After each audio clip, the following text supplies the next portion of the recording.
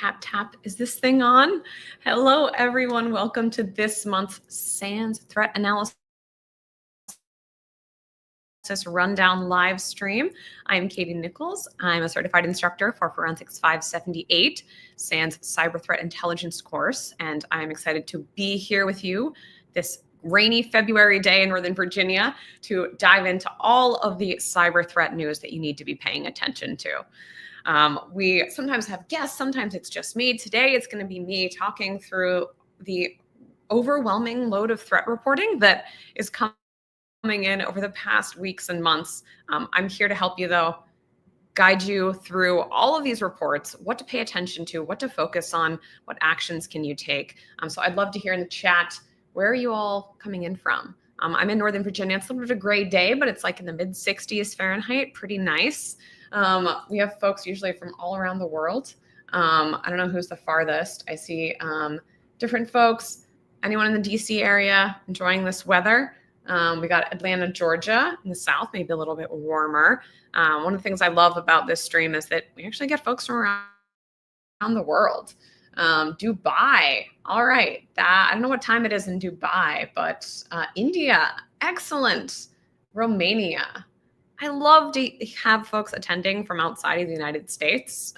As we know, we all need to increase our visibility into threat actors, right? Don't just focus on the US perspective. So, and then we got Maryland, which that's okay. We might think the same way because we're from the same region, but Virginia as well. Well, thank you, regardless of where in the world you are. I appreciate you joining in today. I hope there's something you can take away. Let's kick off talking about some of the annual reports. So if you've joined me maybe last year, right around this time, you know that many companies at this time of year start to publish their annual reports.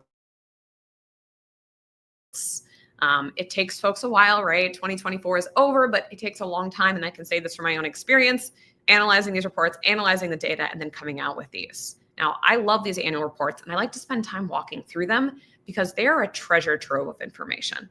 Right. The first one we'll walk through from Dragos, right? This is 56 pages. It's an awesome one. And we'll try to share the links as I go, but you can just sit back and relax and listen, because don't worry, we're going to post a blog post with all of the links for you to check out later. So annual reports, hats off to anyone who works on these. They're a labor of love, if you will, but they're a great way to get different companies' visibility into what they saw last year in the threat landscape. Now, I'm not one for predictions, but I can predict that in 2025, a lot of the same threats are going to be affecting organizations as in 2024. Crazy prediction, I know.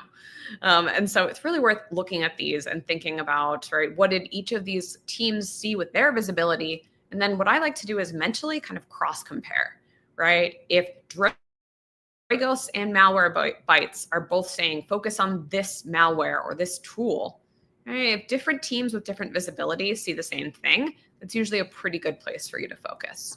So first one, we're going to kick off with Dragos, right? They focus on industrial control systems, right? OT, ICS threats. But even if you're not in those sectors, right? If you're not in power, water, et cetera, still worth paying attention to. A lot of the operational technology, the OT intrusions actually start in an IT network. And so, right, a lot of overlaps with threats seen across the ICS environments as well as non-ICS.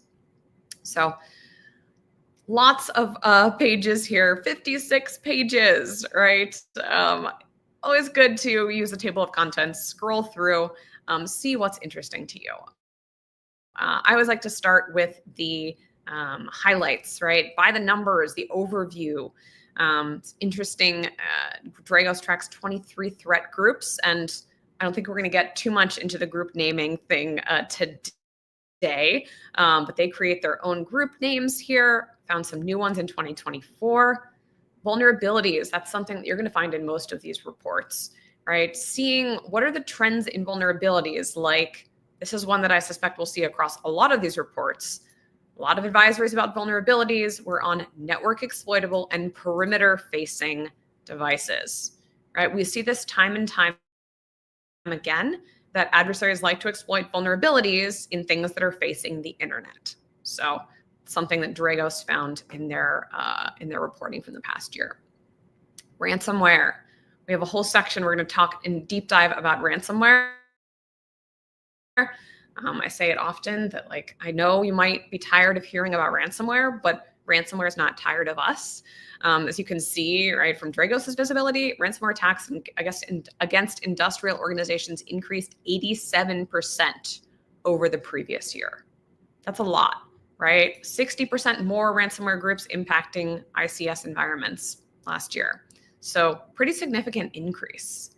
The other thing that I recommend you keep in mind as you're analyzing these annual reports, no one has perfect visibility. No one has perfect data. And so sometimes these massive increases might be as a result of improved visibility. It's always worth keeping that in mind. But the thing that I remember is, well, there's still a lot of ransomware attacks, right? Did it increase by 87%? Was some of that because of improved visibility? Maybe, but it's still a significant threat that's worth paying attention to. So always nice to start with the overview, right? Again, the ransomware increase, I found that different teams are going to say ransomware got better or worse last year. This is, again, where comparing different reporting is a good way to go. Again, right, whether it increased or decreased, it's still a significant threat. So good to look at visibility there. All right, so I like graphics. I don't know about you. I like the charts, right, the takeaways. One thing that you'll see in a lot of these annual reports is what threats impact what industries, right? And industry analysis is an interesting one. Sometimes there are commonalities. If you're an oil company, you have commonalities to other oil companies, and therefore you might get targeted by the same threats. The thing that I caution folks is don't rely just on industry, right? Also think about, well, maybe we're getting targeted by the same threats as that other company because we have the same perimeter-facing firewall device, right? So industry is one thing to look at, but not the only thing. So you're going to see a lot of different intrusion chains. And one thing that I like to do is, as you look at these threats in these reports, think about the commonalities, right? There are always going to be techniques that are tough to detect, or maybe an adversary in their intrusion uses one or two unique techniques, or maybe they create new command and control servers, or they use proxies that are really challenging to detect. But chances are somewhere along this chain, maybe you could find part of this, right? And a way to think about this is in each of these phases, right? This being the Lockheed Martin kill chain, I believe, or a version of it, right? You have a lot of opportunities to try to mitigate and detect along this chain. And so good thing to do, think about at each of these points in the chain, right? What could your team do? You might not be able to take action on everything, but doing something rather than nothing. If you spend even a couple hours going through one or two of these annual reports, taking a few lessons learned, things you could work on, right? It's going to be a really good use of your team's time. So lots of different intrusion chains here. Again, looking for the commonalities across all the annual reports. You're going to see things like PowerShell. Some people like to say PowerShell is dead. Someone forgot to tell the adversaries. I still hear that from, not to pick on you, but red teamers sometimes say that PowerShell isn't used. It is, based on visibility of Dragos and a lot of others. So this is Dragos report. Again, right, highlighting trends like PowerShell, still happening, still an important thing to think about mitigating and detecting. And so 56 pages, right? Again, lots of deep dives into malware, into intrusion chains. So especially if you are in industrial control systems, in one of the oil, gas sector, any of those, that's definitely one worth paying attention to. Our next annual report I wanted to talk about is this one from the Malwarebytes Threat Down, powered by Malwarebytes team, rather. This is a good deep dive on malware specifically, right? We know that we have people, we have humans, we have threat groups, the operators, and they use malware and tools. So we really have to think about both of those pieces. This is a great deep dive into malware, the tooling that adversaries use. One of the things that I think we'll see in a lot of threat reports this year is discussion of AI, artificial intelligence, large language models. How is that influencing the threat landscape? That's something I'm going to be looking for and highlighting to you as we go through these reports, which I'll definitely do next month as well, since they're still coming out. So scrolling through this Malwarebytes report, all right, AI, artificial intelligence.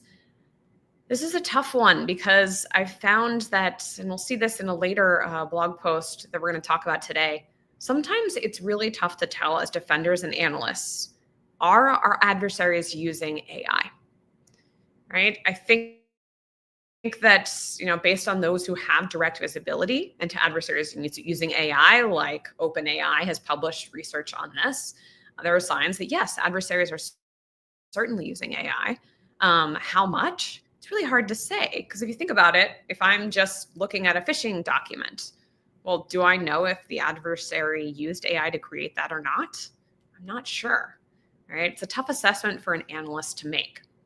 So, right, I think it's worth keeping an eye on this, how our adversary is using AI, but not over-indexing, not getting too hung up on it, right? What does the tool or malware do? Whether they created it with AI or created a phishing lure with AI, does that matter to you? Maybe, maybe not. Maybe it makes them more effective, but right, we're thinking about, yeah, it's interesting to think about how adversaries are using AI, but think about why that matters to you, right? So a couple of details here, deep dives into AI. I like this graphic. What are the differences between the different types, right? The one that most of us talk about, generative AI, right? Creates content like, I don't know, the funny images that we use in our slide decks, right? Versus agentic AI, right? Navigating more complex tasks via network. And then they talk a little bit in this report about artificial general intelligence. This is an interesting, I would say, more forward-looking debate over when will artificial intelligence be able to meet or exceed human analysis and abilities. I think never, right? I think there's always going to be a special aspect that a human analysis brings, but call me old school. So we'll see in a couple of years if that happens or not. So AI definitely going to be a common theme. And right, as they point out in this report, what myself, others, OpenAI, based on the threat reporting right now that we have, what adversaries seem to be doing with AI is enhancing their intrusions, their attacks, right? Using it to maybe make more effective phishing lures, right? Using it to help them figure out, how do I write a script to do whatever I'm trying to do?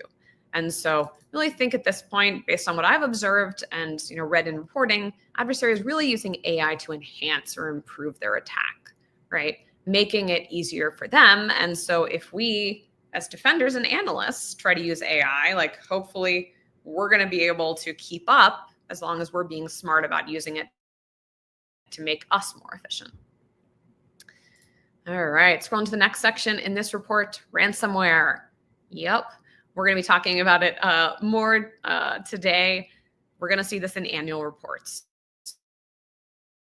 right? This is an interesting tidbit. The largest ransomware payment ever made, based on their visibility, $75 million. That is a lot of money.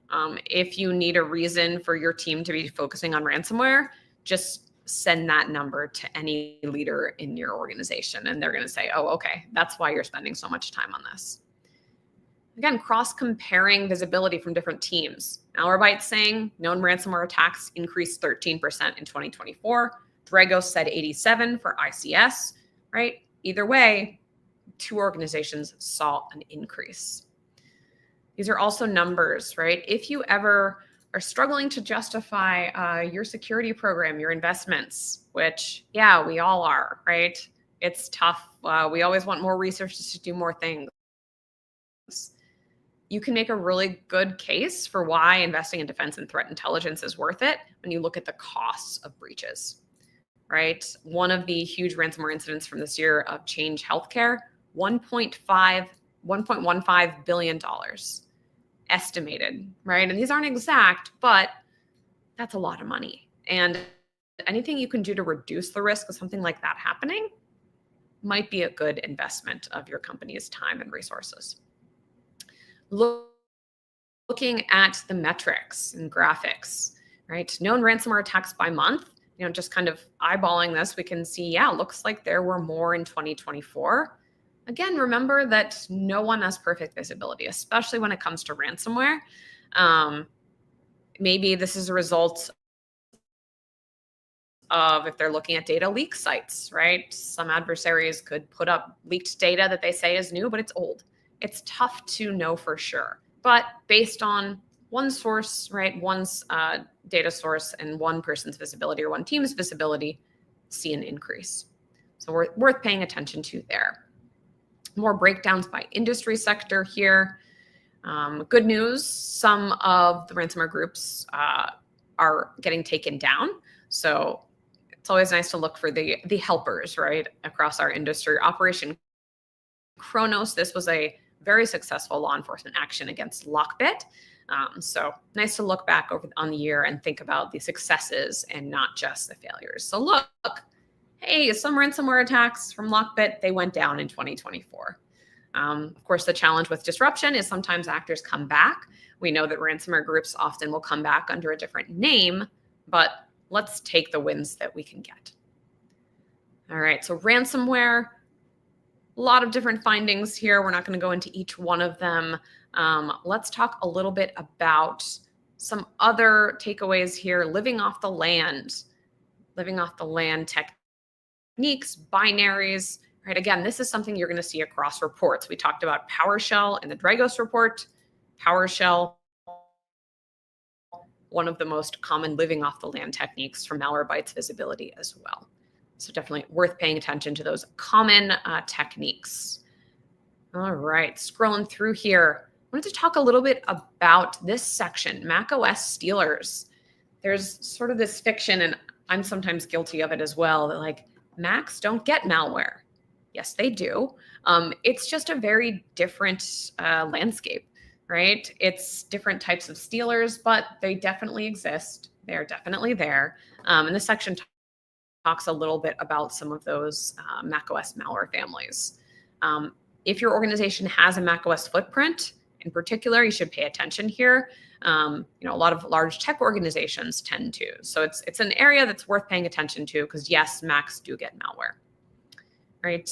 One of the most common Mac malware families, right? Amos, an abbreviation for atomic stealer. But an interesting new stealer that emerged in 2024, it's worth paying attention to, Poseidon stealer. We know that actors look at each other and see what's successful, right? Atomic stealer was very successful last year. And so I suspect that adversaries said, hey, let's create some macOS stealers. This could be really financially beneficial. So an interesting takeaway here from Malwarebytes visibility, right? Poseidon stealer, this new stealer that emerged in 2024, actually is now started to beat atomic stealer for the prevalence. So now Poseidon accounts for about 70% of stealer detections on macOS. That's a lot. And so if you have any macOS workstations in your environment, definitely worth paying attention to this. Poseidon stealer, again, crazy prediction. I'm going to guess that Poseidon isn't going to just stop because it's 2025, right? Probably going to continue. So a nice breakdown showing, yeah, atomic stealer, not quite as prevalent now in this pink, right? Poseidon stealer is taking over the top spot there. Again, lots of other takeaways in these reports. Still many more pages, but in the interest of time, let's keep moving on. We will come back to annual reports next month. I would recommend keeping an eye out, right? My own team at Red Canary is working on our annual report. Most of the big companies have these coming out soon. Ransomware, right? We want to be done with it, but it's not done with us. Interesting thing happened, though. You might have seen this a couple of weeks ago. There was a huge leak of communications and chats from the Basta ransomware group.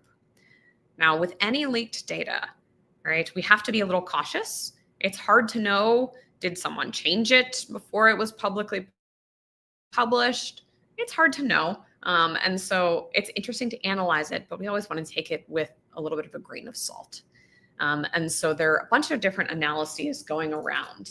We should take this opportunity, see what we can learn about adversaries, realizing that, right, maybe it's imperfect. They also might change, but still some interesting insights to be gleaned.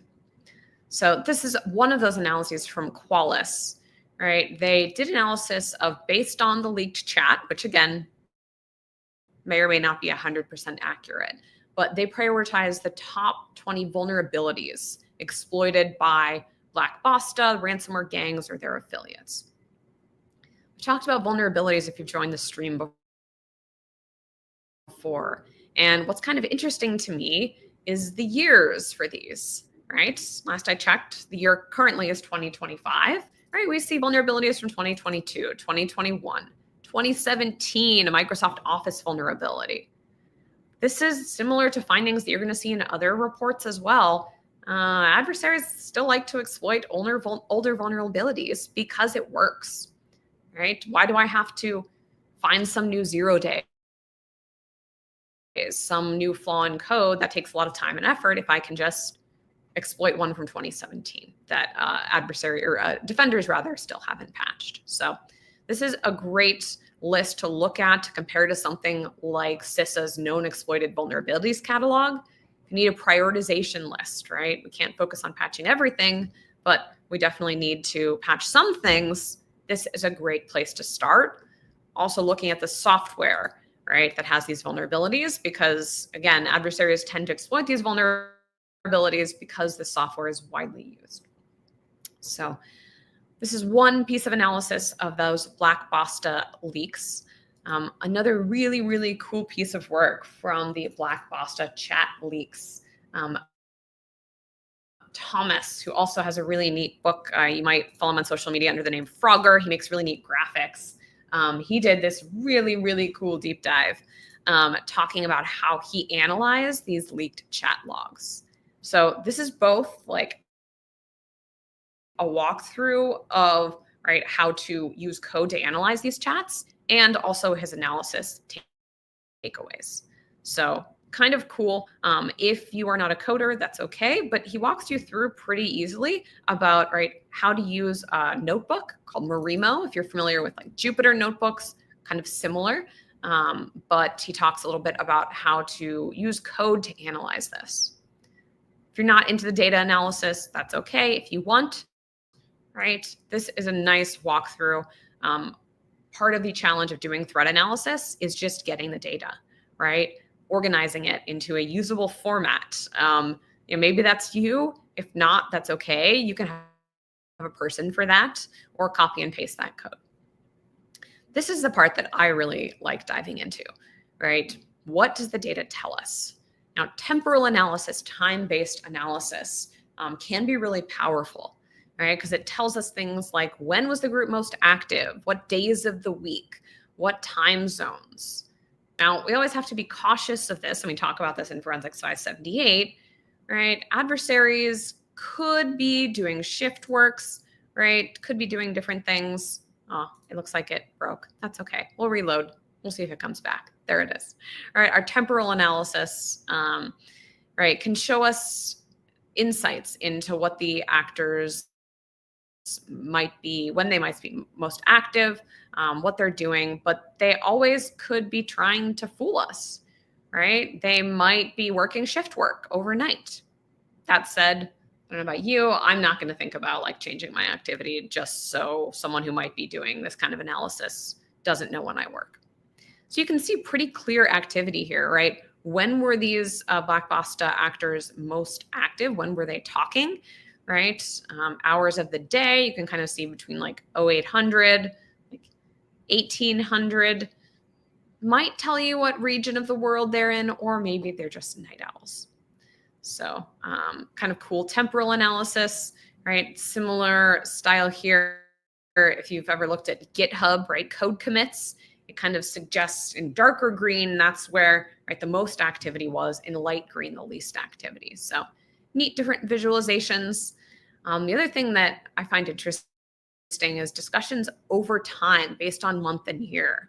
So you see like November, December 2023 were really busy times, right? Oh, well, live demo. You can tell that I'm doing this live. Right, 2023 was busier in terms of chat volume than 2024, a little bit lower. So one interesting thing to do could be cross-comparing that with a source like data leak sites, right, where Black Basta would post their victim lists, right? Was there more or less activity from 2023 to 2024? Or maybe there was some kind of huge intrusion in 2023 that all of the actors started talking about. So I find it's really cool having this kind of data, but right, you still need a human and intel analyst to think about what are the hypotheses? Why could the data look like it does? So kind of a cool resource. Yeah, a little bit buggy, right? Data, it happens. Code messes up a little bit, but those Black Basta leaks, pretty interesting to take a look at. In the ransomware realm, another resource, and I've had him on the stream before. He's a fellow SANS instructor, Will Thomas, also known as Bushido Token, talked about looking into anonymous VPS services used by different ransomware actors. Right, and this is a way adversaries often will try to hide their infrastructure. And sometimes as we start to look at infrastructure commonalities, what are the common IPs and domains that adversaries are using in their intrusions, you start to see patterns, right? If we do the data analysis and maybe you look at, hey, what hosting providers are different ransomware groups using, right? We'll notice that there's a small UK-based hosting provider called BitLaunch, right? And right, if you look into this in more depth, there's a specific service, anonymous VPS, right, that these actors are using. So kind of cool analysis here. Will talks in a little bit of depth about what BitLaunch is, right, a virtual private server reseller. Adversaries like to use virtual private servers, VPSs, for many reasons, right? Sometimes it helps them have kind of a layer of obfuscation, right? Because it goes back to the specific provider, the reseller, not them specifically. So BitLaunch is one that, again, Will found was sort of a commonality, right, in some of this infrastructure. Cool graphics here. So Will took information about command and control infrastructure. And this is a really neat resource that I forgot about, actually.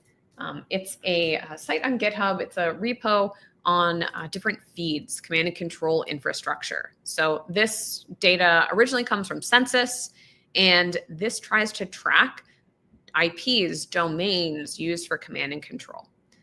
Now, I would not recommend taking this and putting this automatically into your SEM, right? Sometimes there are false positives, but it can be really interesting for analysis. So definitely worth taking a look at. Lots of details on the types of tools that are represented here with the infrastructure. Tools that are, red team testing tools that adversaries also like Sliver, Brood Radel, Covenant, of course, Cobalt Strike.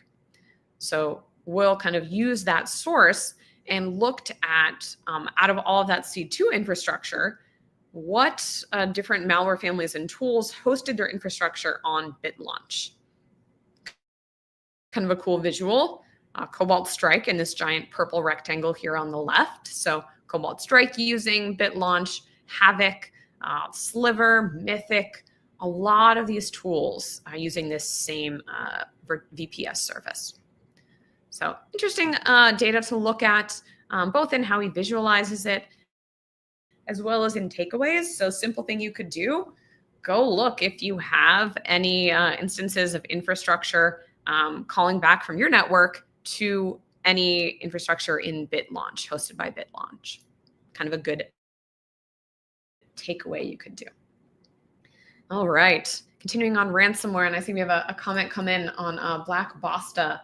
A lot you could do there, right? Black Basta GPT. Yeah, that's another tool I didn't even mention. Someone created kind of a little chat agent to investigate that.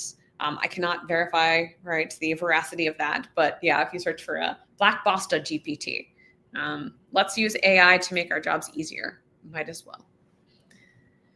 All right, continuing on our ransomware theme, to our old friends from the DFIR reports. I've also been on the stream before, talking about LockBit ransomware, which, yes, was a disruption in 2024, but still worth paying attention to. Based on analysis we've done and researchers have done, a lot of these ransomware operators don't just disappear, right? They say, oh, cool, previously I was LockBit and now I am insert new ransomware group name here. And so still worth paying attention to, because I don't know about you, I am a creature of habit, right? And so if an adversary liked to use the same tools and techniques as LockBit, and now they're whatever random ransomware name here, they're probably going to use the same tools and techniques. And sure enough, if you've tracked ransomware intrusions, the TTPs, the tactics, techniques, and procedures in this blog post are pretty familiar, right? Mimikatz for credential dumping, exploiting a vulnerability on a perimeter-facing Confluence server, right? rclone, using that tool for data exfiltration.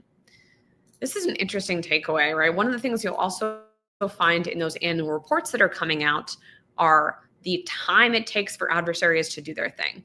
In this case, time to ransom, TTR, right, about 2 hours. Sometimes from initial access until ransom, until exfiltration and encryption, it might be days or weeks. Sometimes it might be hours. This is a tough one to try to stop because you don't have that much time. But the good news is there's a lot of detail in here. Things for you to look at. Again, if you've tracked ransomware intrusions, these are going to seem very common. PowerShell, exploiting vulnerabilities, right? And as always, I really love their graphics breaking down the intrusions. I think that when one of the DFIR report analysts was here, they said they used mind mapping software to create their cool timelines. So if you like this approach, which I do, maybe consider doing mind mapping. So exploiting a perimeter-facing vulnerability, again, that's probably something that's going to continue into this year and worth paying attention to, right? Installing one of those RMM tools, remote monitoring and management tool, in this case, AnyDesk, another thing to pay attention to. So even if this seems boring, right? It seems like, oh, I've seen these techniques over and over again. There are so many opportunities in a blog like this to be able to think about, okay, are we really detecting all of these? Could we tweak something? Because as we have said time and time again, if you detect early, right, you have the best chance. If you know we have an analytic on maybe this AnyDesk installation, maybe you could catch that. And then if you respond even within an hour, maybe you have a chance at preventing the worst of this. So worth paying attention to if you care about ransomware, which everyone should. So that's talking about LockBit, who was disrupted. So we'll see if they surge back this year or not. But of course, even if we as a community disrupt a ransomware group, there's one waiting to take their place. This blog post talks about Anubis, a fairly recent group, active since about December 2024, so pretty new one. And the thing that I like about this blog post is it takes a slightly different view into ransomware, talking a little bit about their business model, about how they post on some of these forums like Ramp, right, and XSS. I think it's important for trying to address the ransomware problem that we look at it from all angles. Some of you might be network defenders, right, have visibility onto what's happening in your network. Some of you might have visibility into some of these dark web forums or marketplaces. And we have to really look at every aspect of ransomware. Payments, right? Cryptocurrency payments. We have to look at every aspect if we want to really understand and figure out, ideally, how to dismantle these. My goal for the community is that if this stream continues in 5 years, I don't have to talk about ransomware every month because maybe we'll have figured out how to disrupt it. That's my 5-year vision. So interesting insight here into how they advertise. And adversaries have to market as well, right? So really simple business model here. Cool, you make money. Accesses the monetization. And also some details about the ransomware itself, right? The encryption they use. We talked previously about the different visibility people use to get insight into how bad is ransomware, right? Really common source that is sort of a proxy for ransomware activity and how prevalent it is are the dark web blogs, the sites where these ransomware actors are claiming their victims. We know, however, that just because we see 4 doesn't necessarily mean they've had 4 victims. It could be they're making it up. I know this is wild, but sometimes criminals lie. I know, can't believe it. Sometimes maybe a different group compromised them and leaked the data, and then Anubis is saying, oh no, we compromised them, right? And posting that again. So always good to take these leak sites or any data derived from them with a little bit of a grain of salt. All right, so cool blog post if you want to know a little bit more. Maybe you don't have visibility into the dark web forum. And I appreciate taking a look at comments here. We have someone tuning in from Kenya, an aspiring SOC analyst. I love that. Yeah, hopefully you can benefit from these as well, right? Just going through something like the DFIR report blog and thinking about if you were a SOC analyst, right? How could you potentially write detections for it? All right, so ransomware continues to be crucial threat to pay attention to.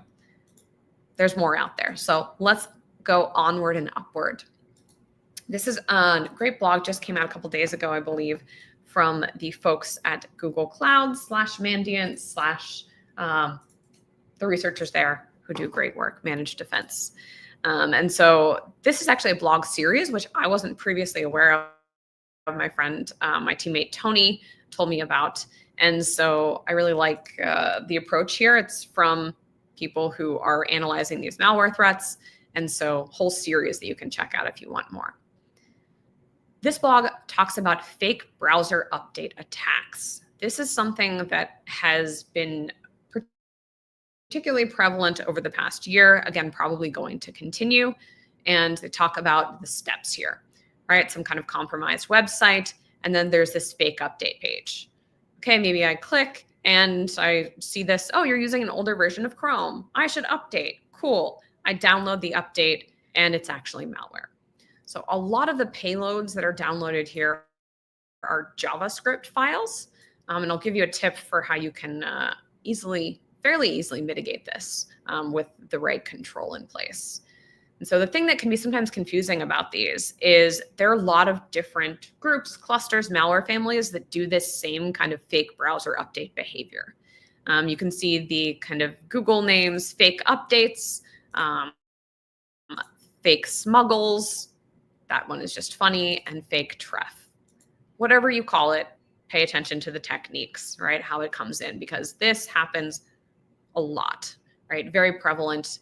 And this initial access often leads to ransomware, right? We've talked before about the ransomware as a service model, where some of these fake browser update affiliates might use that method to get into an environment and then pass off ransomware to another actor, right? I want to double check. I think this is actually not the Mandiant folks. I'm sorry, Google Cloud Security folks. I'm sorry if I used the wrong name. So if anyone's listening. So deep dives here about diving into the code, right? How this happens, the payloads that are delivered. One thing I wanted to provide, if you were trying to mitigate against these types of fake browser updates attack, this is something from my teammates at Red Canary.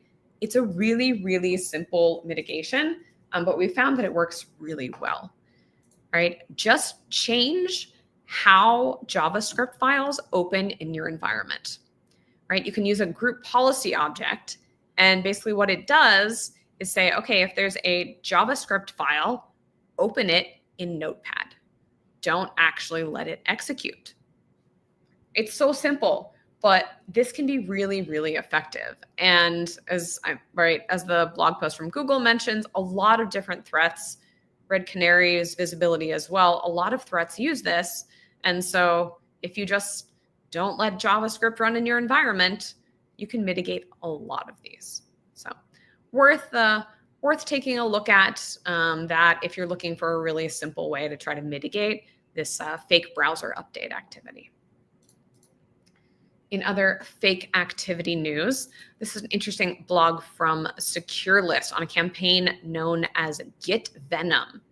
Now, if you have a lot of like software developers, engineers in your environment, in your enterprise, you might want to pay attention to this one because it focuses on hitting GitHub users, right? People who are used to going to GitHub and downloading random code, maybe to do their jobs.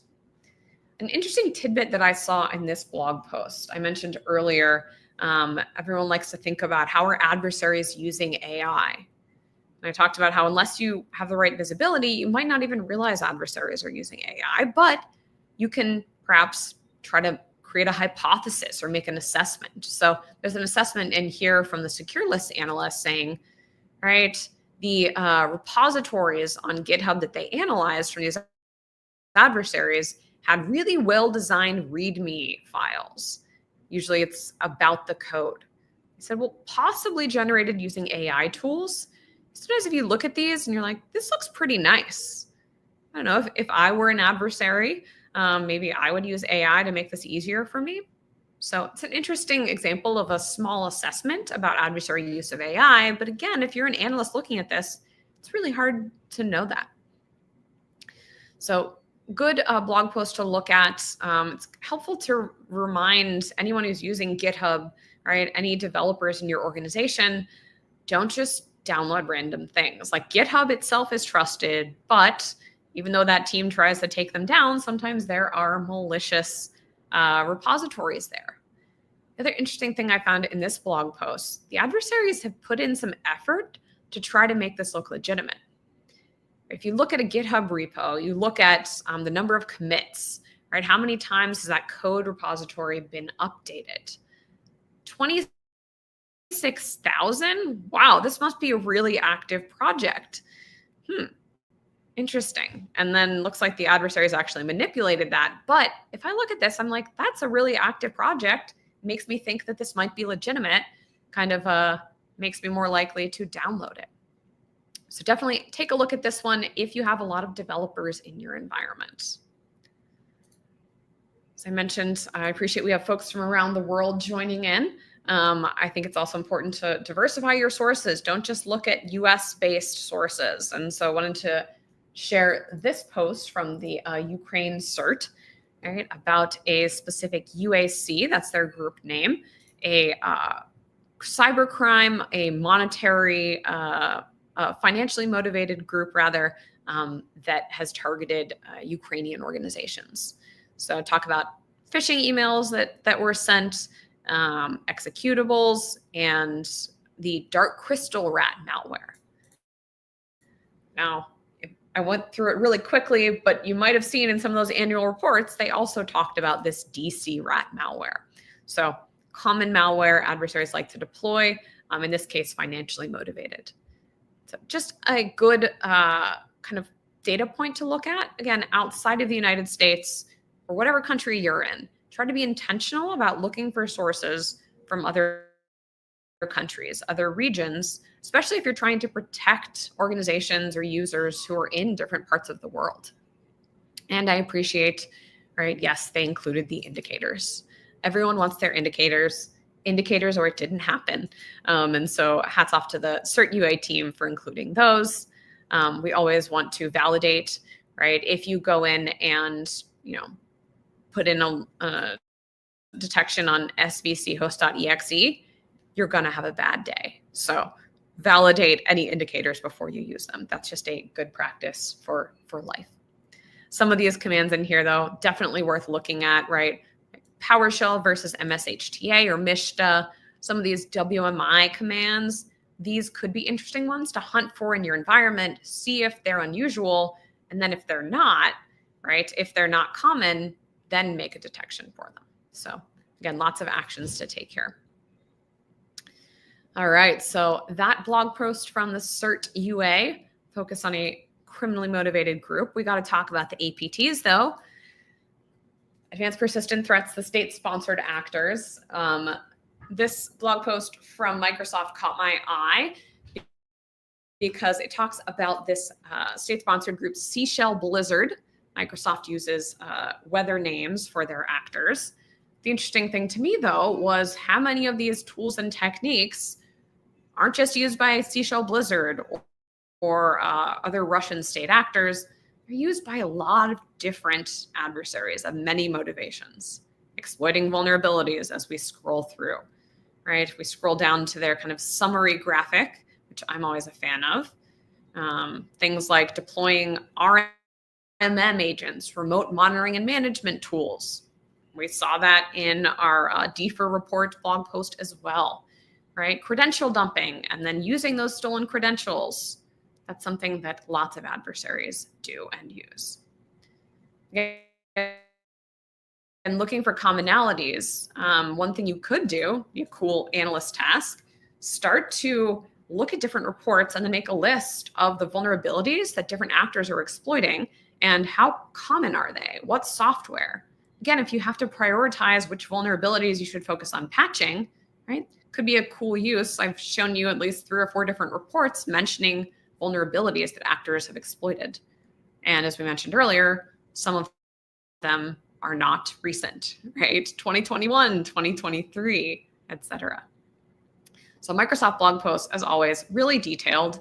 I always like to scroll down to the end and look for the recommendations. I've mentioned before, if you've joined the stream, that you can use the hunting queries that Microsoft shares here. Even if you aren't using their query language, you can translate this, right? Screen Connect, whatever tools you have, whatever logs you have available, you can definitely look for the same thing. So just use these as starting points. And it's pretty cool. Anyone who shares their queries like this, appreciate that. All right. Continuing onward and upward on our APT journey, Salt Typhoon has been in the news quite a bit lately. Cisco recently published this blog post that you might have observed, worth taking a look at, with their analysis of what they assess to be Salt Typhoon. Now, I said we weren't going to get too much into group names. I promise we won't deep dive too much, but the thing to know, right, as we talked about in our Seashell Blizzard blog post, Microsoft uses weather names. Salt Typhoon is a Microsoft group name. Anyone who isn't Microsoft is doing their best to make an assessment, right? Cisco saw this activity and they say that they're attributing it to Salt Typhoon. Now, is it Salt Typhoon? I don't know. I'm not Cisco. I'm not Microsoft. But I do believe that Cisco saw this activity. And so just be aware, right? Anytime that you or another team writes a blog post using someone else's group name, we talk about this in a lot in Forensics 578, right? There's a risk that you might have a different assessment than them. Regardless, still a great blog post about, again, vulnerabilities, right? The vulnerabilities that these adversaries exploited. 2018. Pay attention to older vulnerabilities if you get nothing else out of today. So some details here about maybe prioritizing vulnerabilities to patch and how the adversaries pivoted. The challenge of this group, right? They're very good at moving around environments, moving across routers. And so this is a good one to check out. Another one in this kind of realm of Salt Typhoon-like activity, this post from the folks over at Recorded Future, the Insect group, right? And a good practice that they use, they talk about this group Red Mike, right? Which they say, okay, that overlaps with what Microsoft calls Salt Typhoon. You'll see some commonalities, exploiting vulnerable Cisco devices of global telecom providers. So very detailed report here. Kind of a best practice to use their own group name. A lot of findings here. If you are in the telecom industry in particular, this is going to be a good one to check out. Looking at what Cisco devices you have, right? Again, patching, it seems so basic, but knowing the right vulnerabilities to patch and then actually doing that can get you a really long way. So really great research from the Recorded Future team. Right, talking about the geographical spread. It's tough to do attribution to a specific group or country. Sometimes the geolocation of the victims, the targets, can give us a hint. I know there was someone based in India. So you see, right, the Cisco devices targeted by this group, Red Mike, a lot in the US, looks like some in South America, right, some in Russia, and then a lot in India as well. So for folks dialing in from India, it might be relevant to you specifically. So as always, good mitigations. I appreciate that all of these reports we talk through, right, the analysts who write them try to give practical guidance on what you should do. So definitely pay attention. A lot of these devices, not just Cisco, but many of these appliances are really tough to monitor.